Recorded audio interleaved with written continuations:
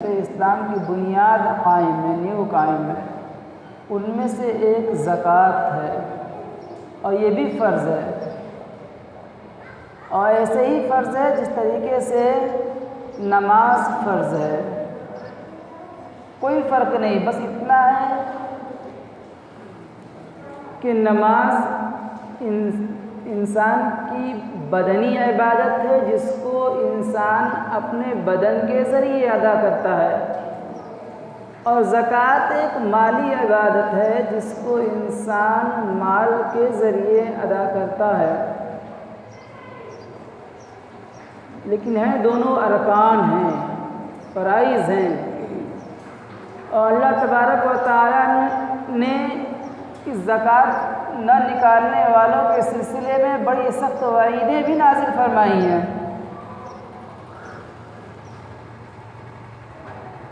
आमतौर पर ज़कात के मसाइल, ज़कात के फ़ज़ाइल वग़ैरह रमज़ान में ही बयान किए जाते हैं, हालांकि ज़कात का ताल्लुक़ रमज़ान से है ही नहीं। ज़कात का ताल्लुक़ तो इंसान के निसाब से है, आदमी के, और हर आदमी का निसाब का वक्त जो है अलग होता है कि शरीयत ने ये मान लिया है कि आदमी जो है शरीयत की निगाह में कब जो है मालदार बनता है और कब जिसको बोलते हैं निसाब, कब साहिब निसाब बनता है। वो एक मिक़दार शरीयत ने मुतय्यन की है जब इंसान के पास उतने पैसे और उतनी मालियत का इंसान मालिक हो जाता है, उसके ऊपर उसी वक्त ज़कात फ़र्ज़ हो जाती है। तो इंसान साहिब निसाब, जिस तरीके से इंसान कारोबार करना, बिजनेस करना, कमाना किसी भी महीने में शुरू करता है और किसी भी तारीख में भी शुरू कर सकता है। कोई जनवरी में शुरू कर रहा है, कोई फरवरी में कर रहा है, कोई मार्च में कमाई शुरू किया। तो इसी तरीके से वो उसके ऊपर जो निसाब बन रहा है वो किसी भी महीने में शुरू हो सकता है। हर आदमी का अलग होता है। कोई पता चला कि रबीउल अव्वल में साहिब निसाब बन गया तो उसके ऊपर रबीउल अव्वल के महीने में जो है अपना हिसाब करना ज़कात का ज़रूरी है। कोई मुहर्रम के महीने में बन रहा है तो मुहर्रम के महीने में उसको निसाब अपने ज़कात का हिसाब करना ज़रूरी है। तो हर आदमी का दिन और महीना अलग है, और इसमें सिर्फ महीने ही नहीं बल्कि आदमी को दिन भी फिक्स होना चाहिए कि हम जो है साहिब निसाब किस तारीख में, किस महीने की किस तारीख में बने हैं, ठीक उसी तारीख को उसे हिसाब करना होगा अपनी ज़कात का।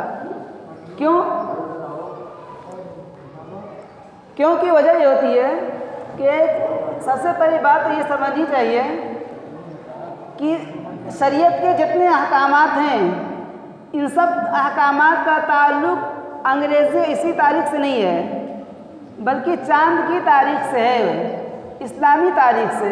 लिहाजा ज़कात का हिसाब भी इस्लामी तारीख से ही लगाना पड़ेगा। तो हर आदमी का निसाब जो है, जिस तारीख को वो साहिब निसाब बन रहा है उस तारीख को हिसाब कर ले और ज़कात की रकम जान ले कि हमारे ऊपर कितनी ज़कात वाजिब हो रही है। अब वो उसी वक्त अदा कर ले या साल भर में थोड़ा थोड़ा अदा करते रहे, लेकिन हिसाब तो उसी वक्त लगाना पड़ता है। लेकिन आदमी ज़कात की अहमियत को समझता नहीं है, उसकी फ़राइज़ का उसके अंदर एहसास नहीं है, तो न ज़कात के अहकाम की जानकारी, न मसाइल की जानकारी हासिल करता है, न उसके डेट को जानता है। बहरहाल अल्लाह तबारक व तआला ने ज़कात अदा न करने वालों पर सख्त वईद फरमाई। इस जगह फरमाया वल्लज़ीना यकनीज़ूना ज़हब वल फ़िद्दता वला युनफ़िक़ूनहा फ़ी सबीलिल्लाह फ़बश्शिरहुम बिअज़ाबिन अलीम, कि जो लोग ख़ज़ाने को यानी सोने और चांदी को जमा कर के रखते हैं, सैंत के रखते हैं और अल्लाह ताला के रास्ते में खर्च नहीं करते हैं।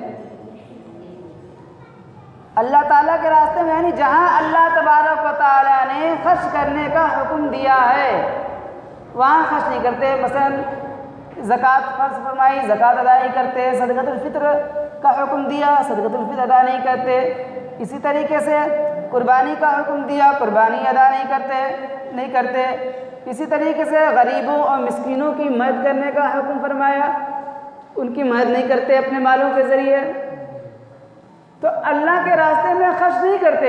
फबश्शिरहुम बिअज़ाबिन अलीम, उन्हें दर्दनाक अज़ाब की खुशखबरी सुना दीजिए कि दर्दनाक अज़ाब होने वाला है।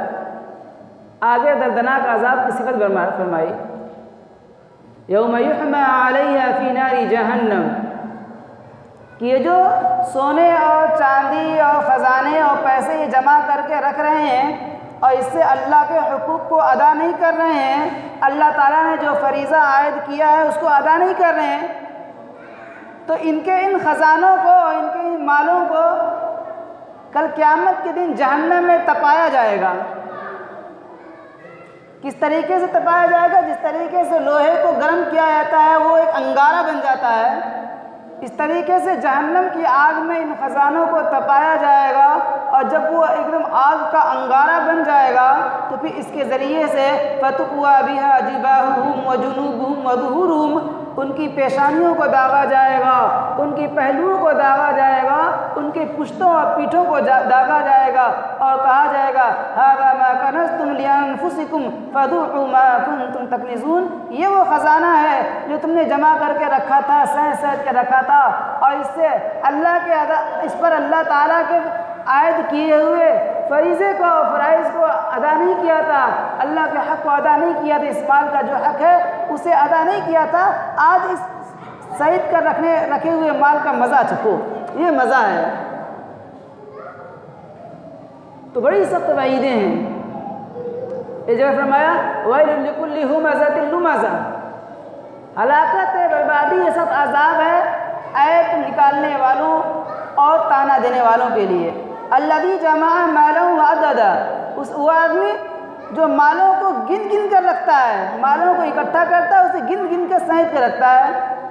यहसबु अन्ना मालहु अख़लदा, और ये समझता है अल्लाह के रास्ते में खर्च नहीं करता, ये समझता है कि ये माल उसे जो हमेशा की ज़िंदगी अता फरमा देगा। फरमाया नहीं, वमा अल्लज़ी जमा मालहु व अद्ददा यहसबु अन्ना मालहु अख़लदा, कल्ला, हरगिज़ ऐसा नहीं होगा, लयुंबज़न्ना फ़िल हुतमा, हुतमा में दाखिल किया जाएगा, फेंक दिया जाएगा। वमा अदराका मल हुतमा, तुम्हें क्या पता कि हुतमा का क्या है? नारुल्लाहिल मुक़द्दा, ये अल्लाह की भड़काई हुई आग है, ये किसी इंसान की लगाई हुई आग नहीं है कि जिसे आदमी पानी से और फायर ब्रिगेड से बुझा दे, बल्कि ये अल्लाह की लगाई हुई सुलगाई हुई आग है, ये बुझ नहीं सकती, ये इंसान को जला कर राख कर देगी और अंदर तक, दिलों तक जलाएगी।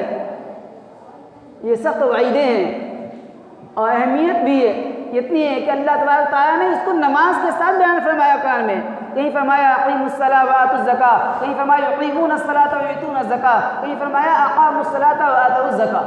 बेशुमार जगह नमाज के साथ जोड़ करके बयान फरमाया, इसलिए ये बताने के लिए कि जिस तरीके से नमाज फ़र्ज़ है उसी तरीके से उतने ही दर्जे में ज़कात भी फ़र्ज़ है। बस रमज़ान रोज़ाना की 5 वक्त फ़र्ज़ है और ज़कात साल में 1 मरतबा फ़र्ज़ होती है। और इस ज़कात का फ़ायदा भी है। असल तो हुक्म, असल जितनी भी इबादत हैं उनका असल मकसद तो अल्लाह के हुक्म की तामील करना है, लेकिन इसके फ़वाइद भी हैं। उनमें से एक फ़वाइद तो ये है कि इससे इंसान के दिल से माल की मोहब्बत जो है कम होती है, क्योंकि जिस इंसान के दिल में माल की मोहब्बत होगी वो इंसान ज़कात अदा नहीं करेगा, उसको खलेगा कि इतना था, इतना निकाल दी तो इतना ही हो गया। तो अल्लाह ताला, और ये इंसान की जो है बुख़्ल, कंजूसी और माल की मोहब्बत बदतरीन कमज़ोरी है, जिसका इलाज अल्लाह तबारक व तआला ने ज़कात के ज़रिए से फरमाया किया। और दूसरा फ़ायदा है कि इससे गरीबों की मदद होती है। अगर इंसान ज़कात को सही हिसाब करके निकाले और सही मकसद पे खर्च करे तो चंद ही साल में जो है मुसलमान कौम से गरीबी का नामो निशान ख़त्म हो जाएगा। लेकिन होता ये है कि कुछ लोग तो ज़कात निकालते ही नहीं हैं, और कुछ लोग जो निकालते हैं वो ज़कात का सही हिसाब करके नहीं निकालते, अंदाजे से निकाल दिया वैसे ही, और अगर निकाल भी दिया तो उसको सही मसरफ पे खर्च नहीं करते।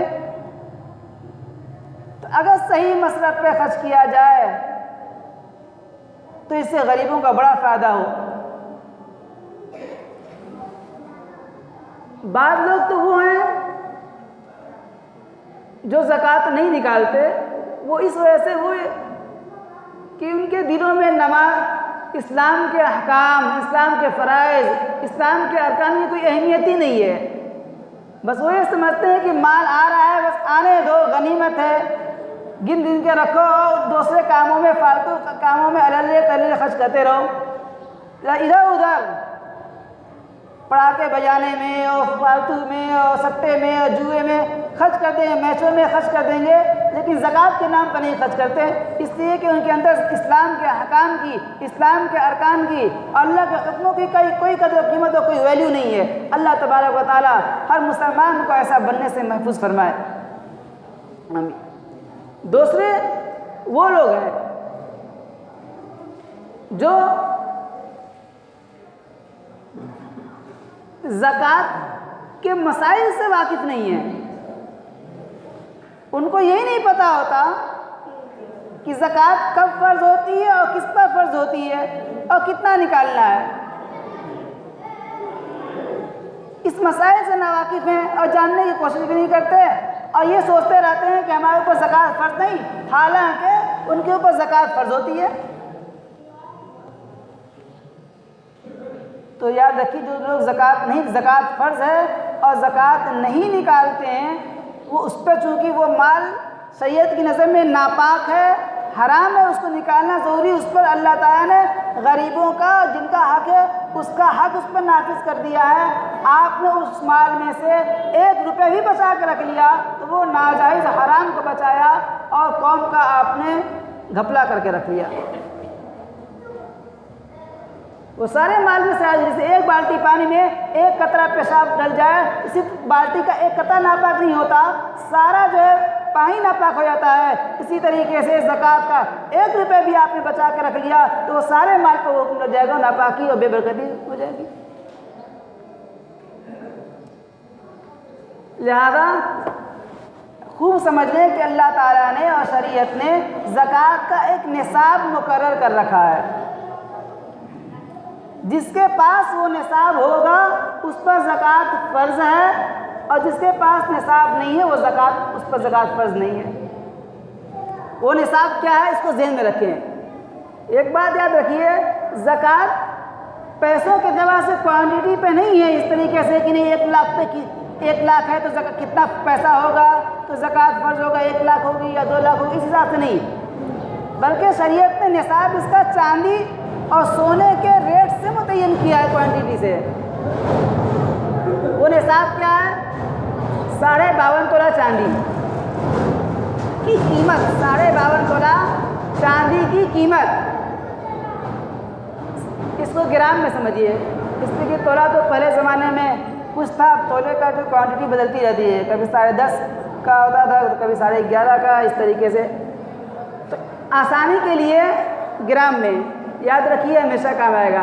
612 ग्राम 360 मिलीग्राम चांदी, 612 ग्राम 360 मिलीग्राम चांदी, 360 याद नहीं है तो ये कोई 612 ग्राम चांदी समझ लीजिए, ये ग्राम है।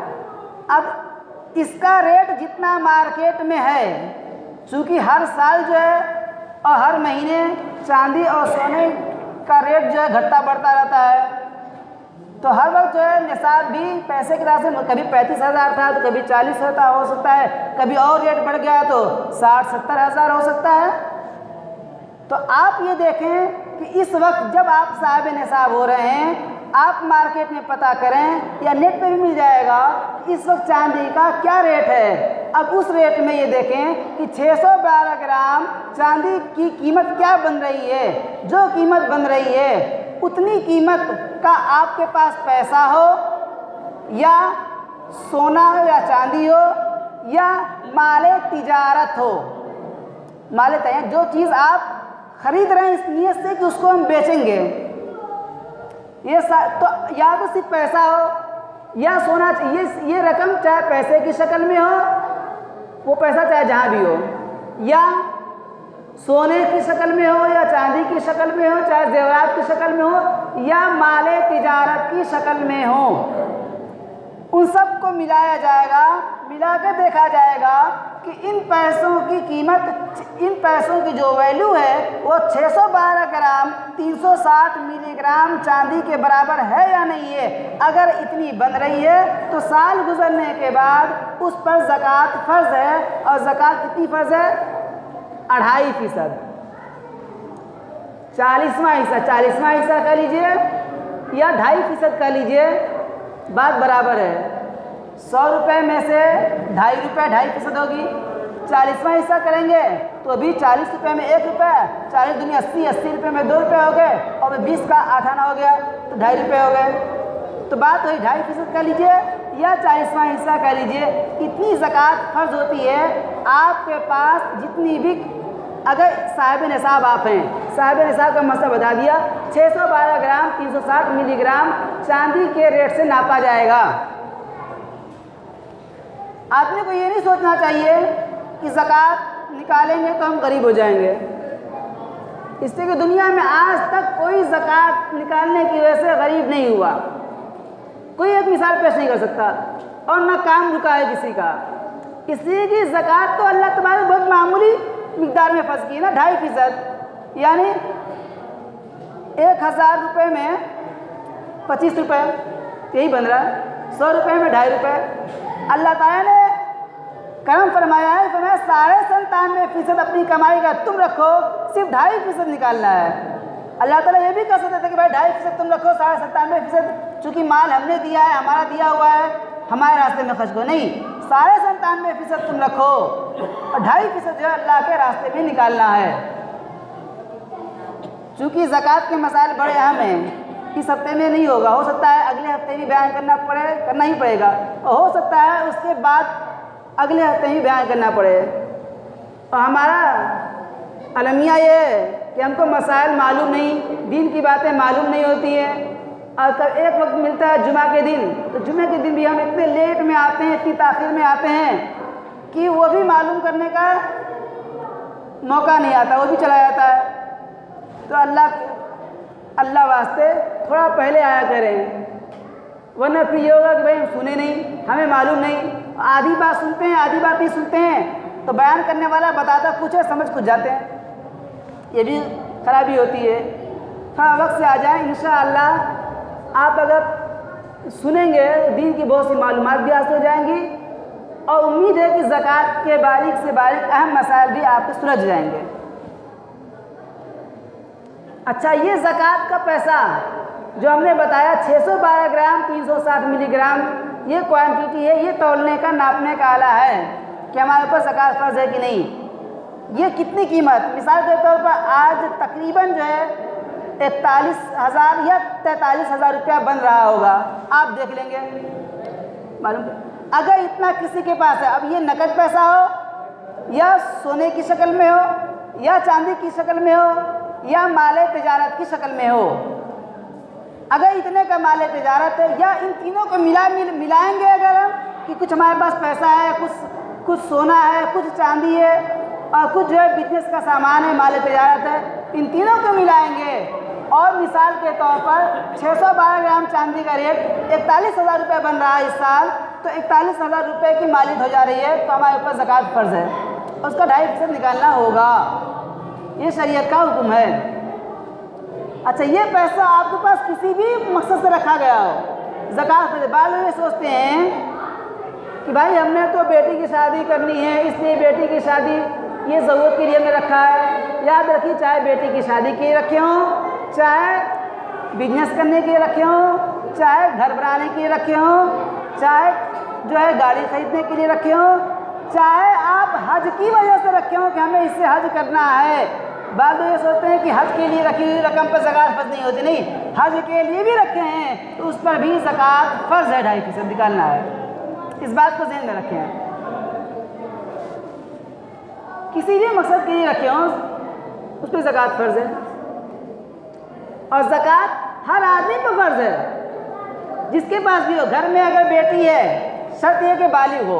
बेटी है, बेटी के ऊपर इतना माल है, उसके कब्जे में, उसकी माल मिल्कियत में बेटी के ऊपर अलग ज़कात फर्ज है। बाप इतना मालिक है, बाप के ऊपर अलग ज़कात फर्ज है। बेटा मालिक है, बेटे के ऊपर अलग ज़कात फर्ज है। बेटी मालिक है, उसके ऊपर अलग फ़र्ज़ है। शौहर मालिक है, शौहर के ऊपर अलग फ़र्ज़ है। बीवी मालिक है, बीवी के ऊपर अलग फ़र्ज़ है। जिस तरीके से नमाज का हुक्म है कि बाप के अदा कर लेने की वजह से बेटी की तरफ से नमाज काफ़ी नहीं होती, शौहर के अदा कर लेने की वजह से बीवी की तरफ से वो फ़र्ज़ी साबित नहीं होती। शौहर पे अलग नमाज पढ़ना फ़र्ज़ है, बीवी पर अलग नमाज पढ़ना, अपना नमाज पढ़ना फ़र्ज़ है। बाप पर अलग अपनी नमाज पढ़नी फ़र्ज़ है और बेटी पर अलग अपनी नमाज पढ़नी फ़र्ज़ है। इसी तरीके से जो भी इतनी क्वांटिटी का मालिक होगा, हर एक पर ज़कात फ़र्ज़ है। लोग समझते हैं कि घर का गार्जियन है, निकाल दिया तो होगी सबकी तरफ से। नहीं, अगर किसी के पास नहीं है निसाब तो भाई ठीक है, जिसके ऊपर निसाब। लेकिन अगर बेटी के पास भी है और उसकी मिल्कियत में इतना है तो उसे अपनी ज़कात निकालनी फ़र्ज़ है। इसी तरह कुर्बानी का भी यही मसला है कि अगर आप इतने के मालिक हैं तो गार्जियन के अदा करने की वजह से नहीं होगा, बल्कि जिसके ऊपर निसाब के वक़्त रहे उसको अपना फरीज़ा अदा करना होगा। इस बात को ज़हन में रखें। इसी तरीके से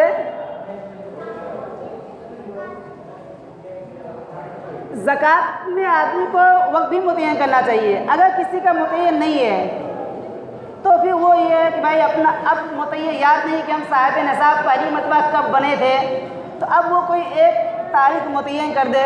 मिसाल के तौर पर चलो रमज़ान ही मुतय्यन कर दे, तो रमज़ान की एक तारीख फिक्स कर ले कि हम इस तारीख को पहली रमज़ान को या 10वीं रमज़ान को या 25वीं रमज़ान को या ईद के बासी को, जो भी फिक्स कर ले कि हम इस तारीख को हम मान लेते हैं कि हम साहिब निसाब हुए थे।